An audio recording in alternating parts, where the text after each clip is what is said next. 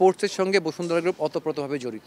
দক্ষিণ এশিয়ার সবচেয়ে বড় মাল্টি স্পোর্টস কমপ্লেক্স এখন বসুন্ধরা স্পোর্টস সিটি।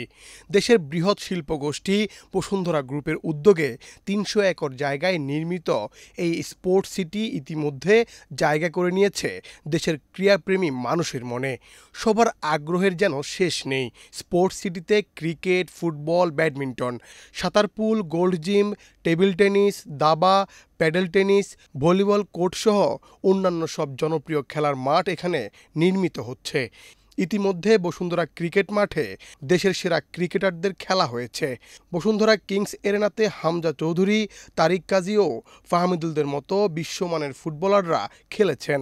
এবার প্রথমবারের মতো অনুষ্ঠিত হচ্ছে আহসান গ্রুপ নিবেদিত প্যাডেল স্ল্যাম ২০২৫।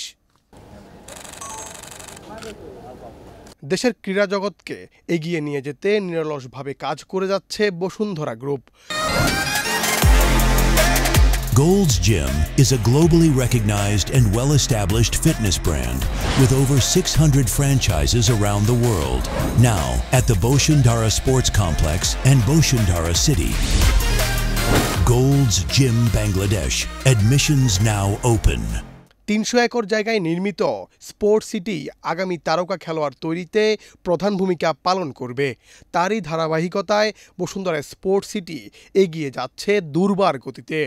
শত শত খেলোয়াড়রা স্বপ্ন নিয়ে আসছে স্পোর্টস সিটিতে, যাতে দেশকে প্রতিনিধিত্ব করতে পারে বিশ্বমঞ্চে।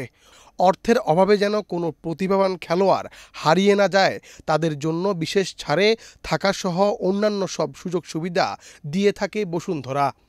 পিছিয়ে থাকা খেলাধুলোকে এগিয়ে নিয়ে যেতেও কাজ করছে এই শিল্প প্রতিষ্ঠান। এদিকে আমেরিকা বা ইউরোপের জনপ্রিয় খেলা প্যাডেল টেনিসও এখন বসুন্ধরা স্পোর্টস সিটিতে। প্রথমবারের মতো অনুষ্ঠিত হচ্ছে আহসান গ্রুপ নিবেদিত প্যাডেল স্ল্যাম ২০২৫। বৃহস্পতিবার বসুন্ধরা স্পোর্টস সিটির র্যাকেট ক্লাব গ্রাউন্ডে অনুষ্ঠানটি উদ্বোধন করেন জাতীয় দলের উইকেটকিপার ব্যাটার নুরুল হাসান সোহান। তিনি জানান, এই খেলাটি সামনে জনপ্রিয়তা পাবে বাংলাদেশে এবং সবাই উপভোগ করবে বলেও জানান তিনি।